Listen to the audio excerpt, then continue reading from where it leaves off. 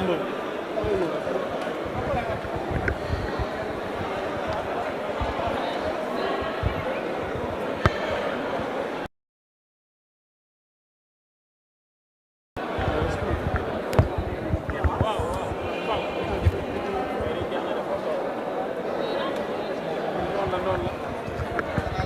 bon, on peut y aller.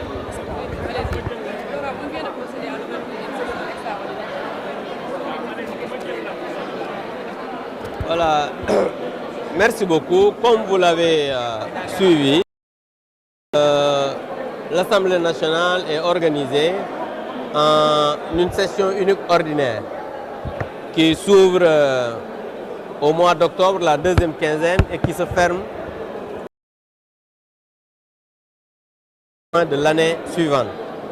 Mais pendant les 3 mois de vacances parlementaires, on peut procéder à des sessions extraordinaires s'il y a des urgences. Et cette année, on a ouvert une loi pour réviser le code pénal, code de procédure pénale. Mais il faudrait rappeler qu'une session extraordinaire ne peut pas 15 jours, sauf s'il s'agit des lois de finances, bien sûr, ce qui n'était pas le cas. C'est pourquoi, quand on a examiné la loi constitutionnelle et qu'on devrait encore examiner la loi portant code électoral pour modifier issus du dialogue national, les 15 jours étant épuisés à cause d'un recours en annulation déposé par nos collègues de l'opposition, les 15 jours étant expirés, l'Assemblée nationale était obligée de fermer la première session extraordinaire. Et aujourd'hui, quand le Conseil constitutionnel a débouté le recours de nos collègues, l'Assemblée nationale, à travers des parlementaires, et je pense que ça c'est important de le préciser, cette session extraordinaire n'a pas été demandée par le président de la République. Il pouvait bien le demander parce que le président de la République peut demander l'ouverture d'une session extraordinaire, comme le président peut aussi le faire sur demande du Premier ministre. Mais aussi, un nombre de députés, c'est-à-dire la moitié plus 1, peut demander l'ouverture d'une session extraordinaire, ce qui a été le cas. 123 députés ont déposé sur la table du président pour demander l'ouverture d'une deuxième session extraordinaire pour qu'on puisse examiner la loi portant code électoral et qui est issue du dialogue national. Ça, je pense que c'est important de le préciser. C'est pourquoi aujourd'hui, le président a procédé à l'ouverture de la session extraordinaire. Demain, comme c'est en procédure d'urgence, demain à 11 h, le ministre de l'Intérieur avec ses équipes seront là pour présenter le projet de loi. On va l'examiner en commission avec la commission des lois. Et le lendemain, c'est-à-dire le samedi à 9 h, on va procéder à l'examen de ce dit projet en plénière. Voilà un peu ce qui se passe aujourd'hui pour vous expliquer brièvement un peu la procédure.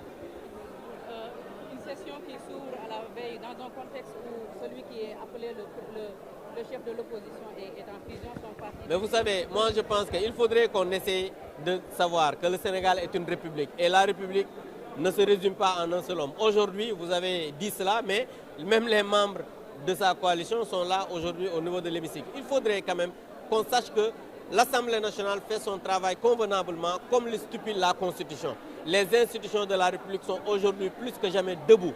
L'exécutif fait son travail, le législatif fait son travail, le judiciaire fait son travail. Ce dossier dont vous me parlez relève du judiciaire, donc laissons le pouvoir judiciaire faire son travail. Et nous, comme le stipule la Constitution, nous faisons notre travail convenablement. C'est pourquoi aujourd'hui nous sommes ici à l'Assemblée nationale. Une décision appréciée politiquement également, vous êtes politique, quelle est l'appréciation? Absolument pas de politique, parce qu'un dossier pendant devant la justice, on ne peut pas en parler, parce qu'il faut dire, la justice est rendue au nom du peuple sénégalais. Une fois le verdict sera donné par le tribunal, là on pourra par exemple donner. Mais là aujourd'hui, je suis dans mon rôle, c'est-à-dire député, je travaille à l'Assemblée nationale, le dossier judiciaire, il faut laisser ça avec la justice. Je faisais allusion à la suppression, à la dissolution du parti PASTEF par décret. Mais absolument, comme je vous l'ai dit, c'est une décision administrative que l'État a jugé nécessaire de prendre par rapport aux manquements qui ont été relevés. Je pense que quand même il faudrait le prendre comme ça et nous prenons acte et nous continuons le travail et la vie continue. Et si ce projet de loi passe, peut-on dire que le dialogue national a porté ses fruits? Le national était composé de 2 groupes parlementaires et des non-inscrits, 3 groupes parlementaires autant pour moi. Vous avez vu aujourd'hui la quasi-totalité des députés sont d'accord pour examiner ce projet de loi. Cela veut dire quoi? Cela veut dire que c'est aujourd'hui une minorité qui veut s'agripper sur des choses qui n'existent pas. Mais la majorité aujourd'hui des Sénégalais, c'est quand même à travailler autour du dialogue et le dialogue a apporté ses fruits et c'est pourquoi aujourd'hui nous sommes là.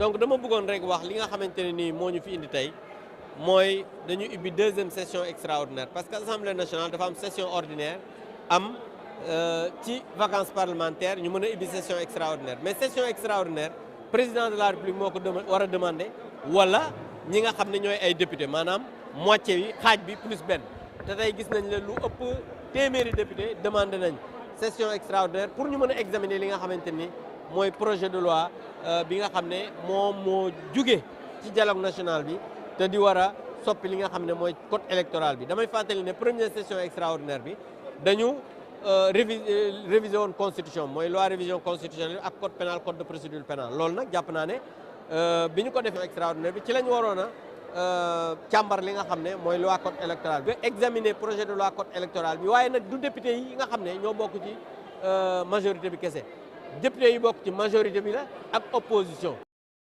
ñaari groupe maanaam tey mën naa ne ñetti groupe parlementaire yëpp plus ñenn ñoo xamante ni jàpp nañ ne ñoom nekkuñu ci loolu ñoo demandé session extra loi yi pour que réew mi mën a jëm ci kanam merci.